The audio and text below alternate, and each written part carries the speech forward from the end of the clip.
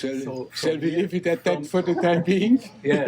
No, from here, no, because this leads to the initial question about attention. The implication being that we can turn the attention towards the awareness. Yes. But then the attention itself dissolves into light, radiance, essence. So is attention an aspect of the mind? After all this, again, is that correct to say that? I mean, all we are talking about is our indications about the process we are, in a way, totally familiar with and cannot really totally explain. Yeah. We talk about the mind for the convenience to communicate. And as you said, no thoughts, no mind. There is no such a thing like a mind. It's just as long as we are thinking, we talk about the mind. If there are no thoughts, there's no mind. Yeah. There's no such thing like a mind.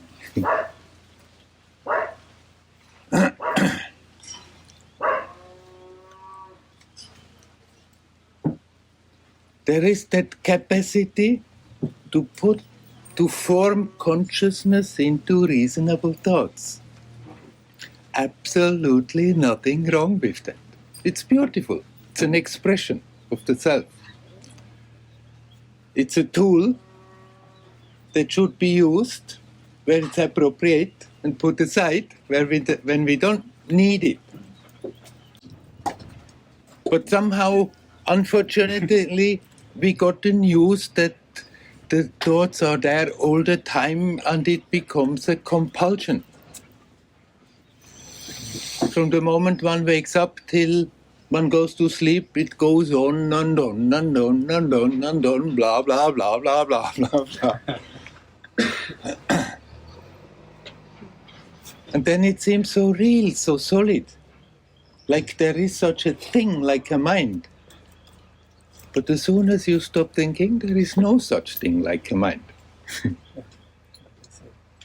And then there is that capacity to direct consciousness.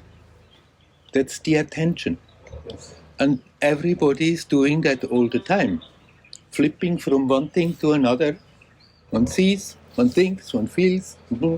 It goes on all the time. And one can learn to direct that a bit more consciously.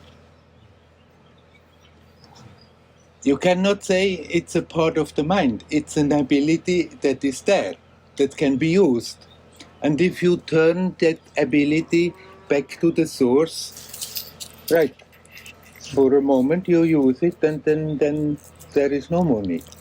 You said it's dissolving, you just stop using it. Well, you can trace it back to its source. Sorry? The mind. They say you can trace it back to the source. Yes. Which is the self. Right. Basically. Anyhow, don't try too much to put everything like into patterns, into drawers, and then at the end you can think, now I got it. No, I'm aware of that. As soon as you say you got it, you don't. For sure. Right. Somehow or other we just have to catch that attention and turn it back to the source. And if the explanations help you, fine. But if we get lost and too much in the details of explaining, then it's again defeating its own purpose. Possibly. You are prior to that. Pure, pristine. That innocent purity is still there. It's never contaminated. But then the attention has the habit to be always everywhere but there. And somehow or other the job is to catch that attention and bring it back. And for the convenience about when we talk about thinking and the thoughts, we call it the mind, but there is not really such a thing like a mind. It's not that you have to find it, grab it, kill it.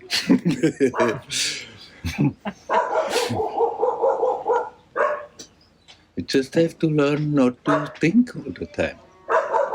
And then that whole solid reality that we are projecting all the time starts to dissolve. It's not as real, this whole damn story is not as real as it appears. It seems to be so real because we think about it all the time.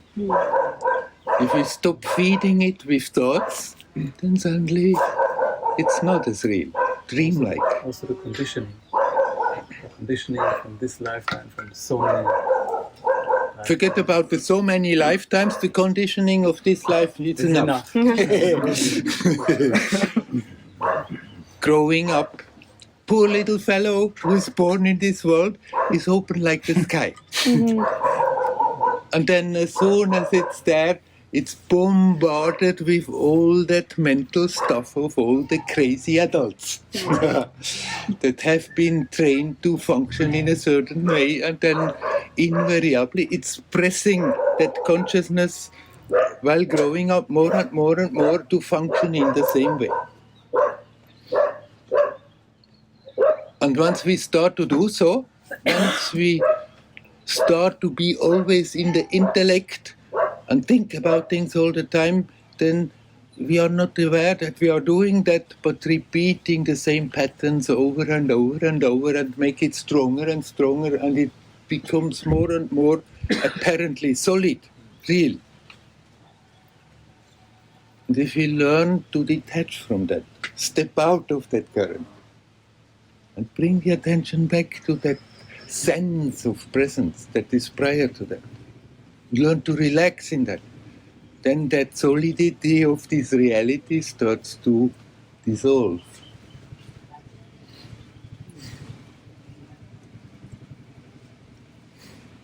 It's like when you are dreaming and then you become aware that you are dreaming, but the dream still goes on. It changes totally the flavor of the dream. Even if it was a nightmare, when you become aware that you are dreaming, you stop being afraid of it because you become aware, it's not real. And it's like this waking dream, we have to become aware in this waking dream that it's dream-like reality. Then it stops to be frightening. We stop to taking it so serious. It stops to dominate our thoughts all the time.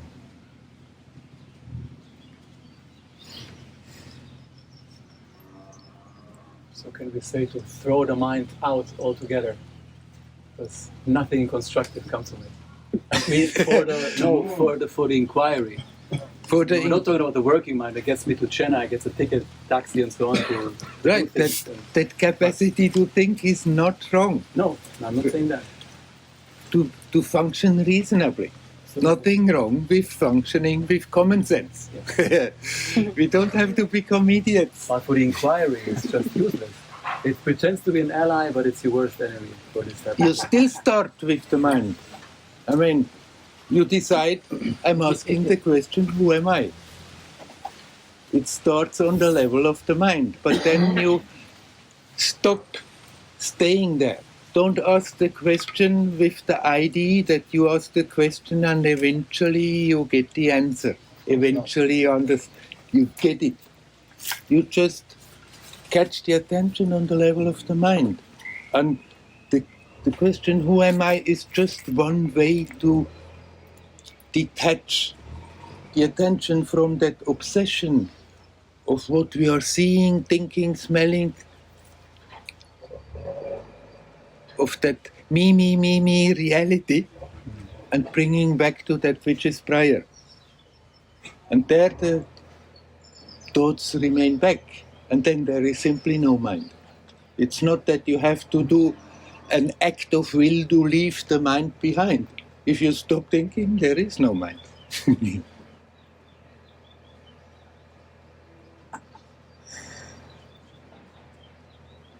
it's not really difficult.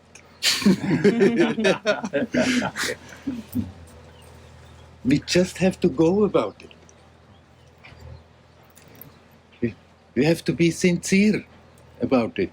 Sincere of being fed up with this story, fed up with creating suffering, fed up with getting up every day and again another day, and we have to go on in the same story over. Because deep down everybody knows it could be so totally different. That's that nagging sensation that is there in everybody. And then people try to fill that up by doing all kinds of crazy things. Acquiring more wealth, doing more this, doing more that, hoping to fill up that nagging sense of something is wrong. Something is not quite natural. And we can try as much as we like, can have as much wealth as Bill Gates, he still wants more. Can try to have power over people, they still want more. It's never satisfied, because deep down everybody knows you are already complete. We don't have to create that. We don't have to do that. It's here, it's now. It's not something that we are attaining somewhere after a life of struggle. It's never absent. And even if we are not aware of it, unconsciously we are knowing that. Why? Because you are that. This is seen more and more, this inner life. It's not that it needs to be ignited or triggered. It's there. It's just covered by layers. It's there. Layers of all these conditionings and anger, frustration, Right. you name it, lust, envy, jealousy. Yeah. And when these layers slowly fall or be shed, through bringing the attention back to your center, to presence, that's what we call it center. That's the job. This dissolves. Yes. It's seen. And in the modern Advaitic teaching, there is sometimes a bit confusion about that, and you are that, so don't do anything. Well, if you just don't do anything, then you're most likely just go on in the same way over and over, creating the same problem.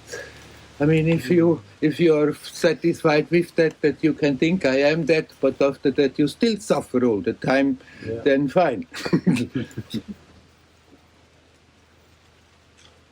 This can be, sorry. It's not something that we have to achieve with sadhana. But sadhana is still totally making sense, because it gives insight. We become aware what we are doing. We become aware what's happening all the time. And in that awareness we can start to let go, to detach from it. That's the purpose of practice. The essence of all the practices. People always doing some kind of practice, and then they go out and try to prove everybody else that their practice is better and higher and straighter. The essence of the practice is the same for all the practices. And what comes natural, what helps you, that is the best practice. One says to take care that the self-inquiry itself doesn't just get stuck on the surface mind. Could become like a... If you do it as an intellectual exercise, then you are stuck there. This could be a danger. I mean, with all the practices, either you are sincere about it, and then it helps. Or then you get stuck on some detail. Ramana Maharshi was asked, but Bhagavan, if you tell people you are already dead, they think they need not do anything. He said, well, yes, some people may jump to that conclusion, but the sincere sadhak won't. And insincere people, you can tell whatever you like, they don't do anything reasonable with it. That sincerity means that you really deep down having enough of suffering. It's not natural. It need not be there. But as long as we refuse to have an honest look at ourselves and see what we are doing, it's inevitable.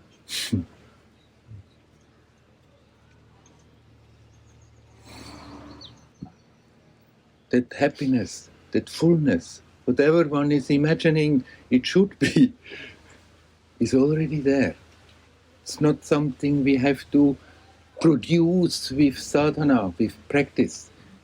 The practice is to become aware what all the stuff, all the effort that we are making unconsciously to cover it up, to create tension.